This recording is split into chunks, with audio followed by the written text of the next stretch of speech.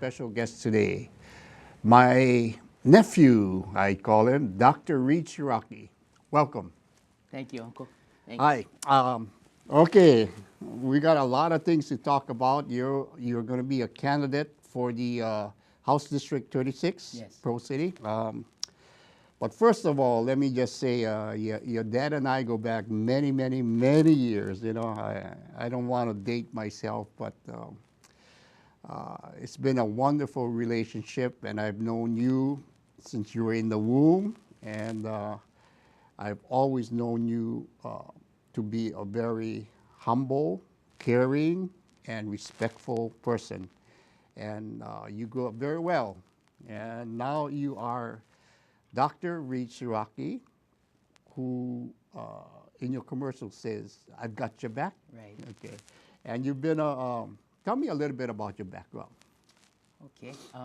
I graduated from Iolani in 1986. Okay.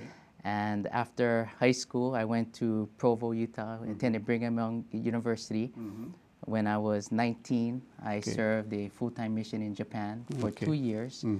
I came back home, worked for the YMCA for a little bit, moved back to Utah, started my studies again, met a girl, Eriko. We got married, and right before I was about to graduate, I was gearing to be a Japanese major. I was going to go into law.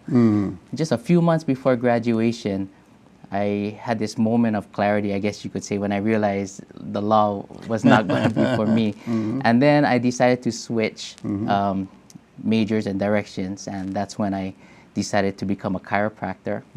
So my wife and I were just married a few months, so we packed up whatever we had and we moved to Kansas City, and then I started chiropractic college over there. In 1998, I graduated from chiropractic school, came back to Hawaii, associated for a little bit, and then opened my practice in 99.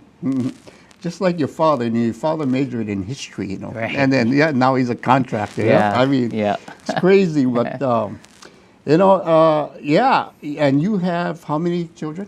I have 4 children. 4 children. The oldest is My oldest daughter, Carissa, is 14, and then I have a 12-year-old son, and I have an 8-year-old girl, and then my youngest boy is, actually, today is his birthday. He just turned 7 really? today. Yeah. Okay. Yeah. Okay. Yeah. Great. You know where to take them, right? The tonkatsu house. Yeah, yeah. Take them there.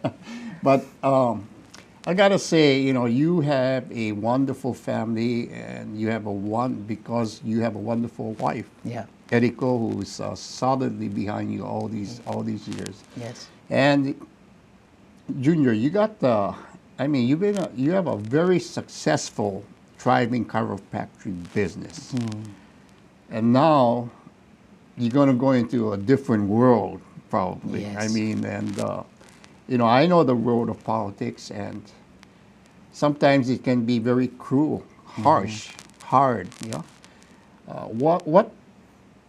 what is driving you? What gave you the inspiration to be part of this government? Well, public service has been something that I've been thinking about for all my life, really, since I was a child. But as I got older and, of course, decided to get into the business of chiropractic, you know, they got less and less of something that I focused on. But the past few years, just from observing what I observed going on in the state, having my own ideas of what needs to be done and what's not getting done, the idea for me to go into politics and government has been getting a little stronger and stronger. The thing that really probably kicked me over the edge was when the Furlough Fridays started. All 4 of my children attend public schools.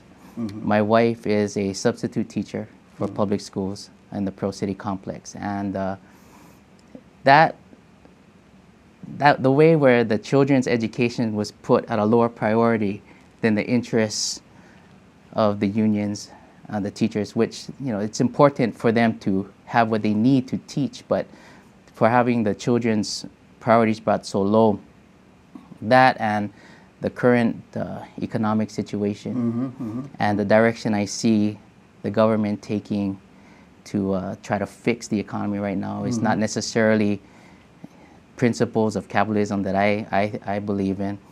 It just kind of really made me feel more and more strongly about running. The thing about it though is, as I kind of made my list of pros and cons to run or not to run, the reasons not to run were much, much more stronger and numerous than the reasons why I should run. Yeah, there's so many reasons why I shouldn't run. You know, questions like, would my chiropractic practice suffer? How would this affect my family? You know, would I become disliked in my community for standing on for certain things and principles? But I guess it came down to my reason just to throw my hat in the ring and go for it was, you know, after much thought and prayer, it just I knew that was the right thing to do. Okay. Yeah. You know, I've been involved in government politics for quite a while too. And I know the majority of the populace feels the same way you do. Okay. Here we have this tremendous economic burden put on ourselves. And education, insurance, taxes, and yet they don't know how to speak out. You know, what can they do? Of course, they can vote. That's what they have. Their biggest armory is the ability to put right people in office. But sadly, a lot of the populace feel that they cannot make a difference. One person cannot make a difference.